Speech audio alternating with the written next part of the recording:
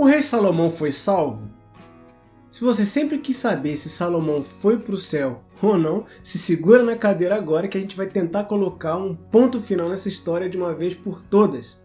Esse vídeo é uma continuação a um outro vídeo aqui do canal sobre o rei Salomão, que se você ainda não assistiu, volta lá, eu vou botar aqui no card, e aí depois você vem para assistir esse aqui, tá bom?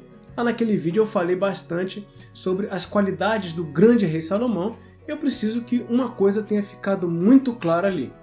Que o reinado de Salomão ele foi grandioso, foi extenso, mas ele apenas simbolizou, tipificou, apontou para o reinado do filho maior de Davi, o verdadeiro príncipe da paz, Jesus Cristo, o ressurreto, o exaltado, o verdadeiro Messias, o verdadeiro mediador, o eterno rei de Israel, que hoje está assentado à mão direita do Pai. O texto bíblico mostra para a gente, aliás ele faz isso com todos, mas ele mostra que todos aqueles que foram apresentados como possíveis redentores do povo, na verdade, eles tiveram expressivas vitórias militares, mas eles falharam em cumprir as exigências divinas. Todos eles falharam, a não ser o único que veio para ser perfeito. Salomão foi um desses que falhou, um homem que foi colocado como rei, mas falhou miseravelmente. E essa falha não foi muito simples não, viu? Se você admira muito esse rei, essa sabedoria como eu admiro, você vai ficar um pouco chateado com essa história que eu vou te contar agora.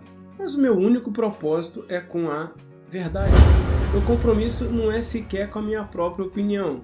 Não interessa para vocês o que eu acho ou o que eu deixo de achar, a única coisa que me move a falar aqui é levar a verdade e exaltar o nosso Deus. Salomão viveu distante do Senhor nos seus últimos dias. Não existe relato bíblico nenhum que diga que Salomão recuperou a sua sanidade, abandonou seus ídolos, e voltou a buscar o Senhor. E aí você pode estar se perguntando, mas e Eclesiastes? Não seria um registro do final da vida de Salomão, dizendo para a gente confiar no Senhor?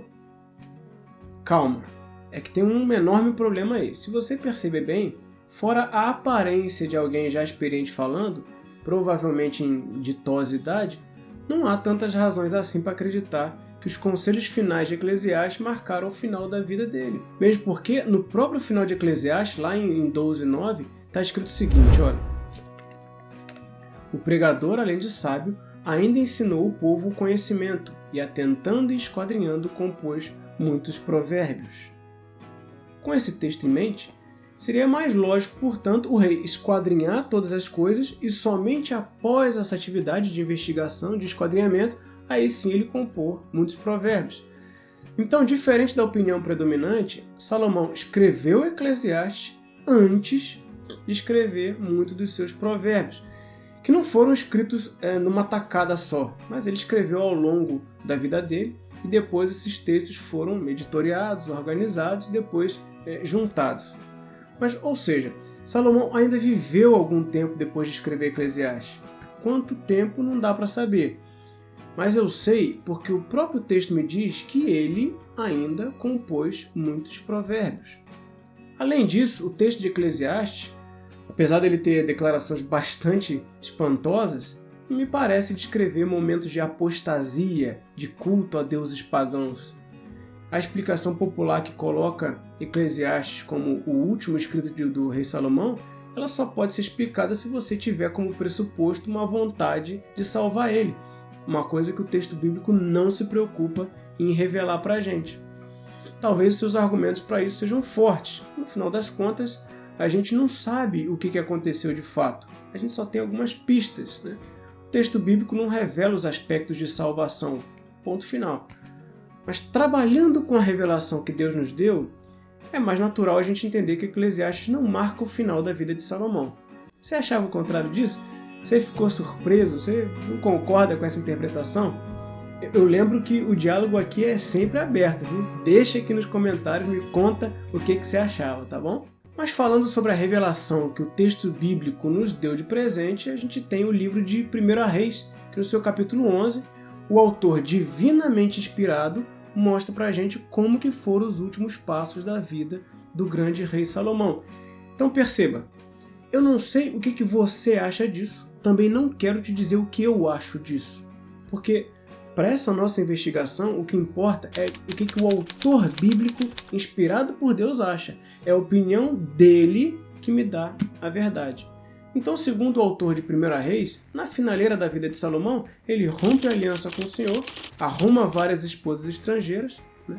Ele se une às esposas não só sendo cúmplice, como ele cultua e implementa as atividades de culto, né, para promover os cultos aos deuses pagãos. E agora você imagina aí ele de joelhos, com a fronte no chão, oferecendo holocaustos para deuses pagãos e mandando todo mundo fazer isso.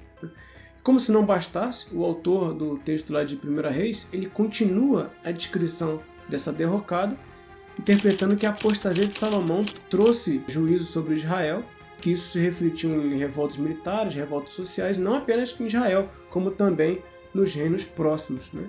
E aí ele continua, fazendo uma linha contínua, ele começa a descrever a rebelião que foi provocada pelo filho dele, Jeroboão. A apostasia de Salomão finalmente então vai ser punida com a divisão do reino que vai ser provocada por Jeroboão, que na verdade vai ser o cumprimento de uma profecia, lá a profecia do profeta Aías. E o texto relata que a destruição do reinado de Salomão só não foi completa por amor do Senhor a Davi. E o motivo está registrado aqui, olha.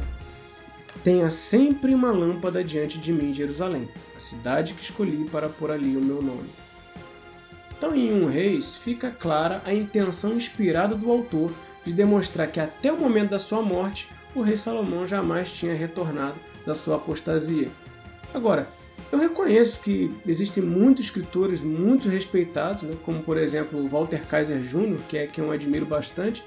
Ele sugere que o rei teria mudado a sua postura no final da sua vida, mas o argumento dele é o livro de Eclesiastes, né, que seria o tom possível do arrependimento de Salomão. Eu respeito muito a opinião dele, vou respeitar a sua opinião também, vou dar muita atenção ao seu comentário respeitoso, mas aqui eu não vejo evidência nem bíblica nem extra-bíblica que me leve a essa suposição. Tá bom, mas o que a gente pode aprender com tudo isso? Poxa, não era pra gente buscar a sabedoria de Salomão? A resposta a essa pergunta é sim e não. Sim, porque a sabedoria que Salomão pediu ao Senhor é a exata sabedoria que Deus se agrada. Mas ela não se encerra com a capacidade administrativa, com a capacidade teórica de esboçar algumas sentenças sábias. Ela se completa com a capacidade prática de temer o Senhor verdadeiramente. Outro dado importante também é que isso tudo mostra pra gente que existe apenas uma sabedoria que a gente deve buscar e apenas um ao qual Deus está fazendo com que a gente seja parecido, né? Abraão, Isaac, Jacó, Moisés, Davi, Salomão, todos eles foram tipos imperfeitos que sinalizavam para o mediador perfeito, Jesus Cristo, a verdadeira sabedoria de Deus. Se você gostou desse estudo, ative aqui o alerta das notificações para você caminhar com a gente e receber mais vídeos sobre esses e outros assuntos que podem, quem sabe, abençoar o seu dia.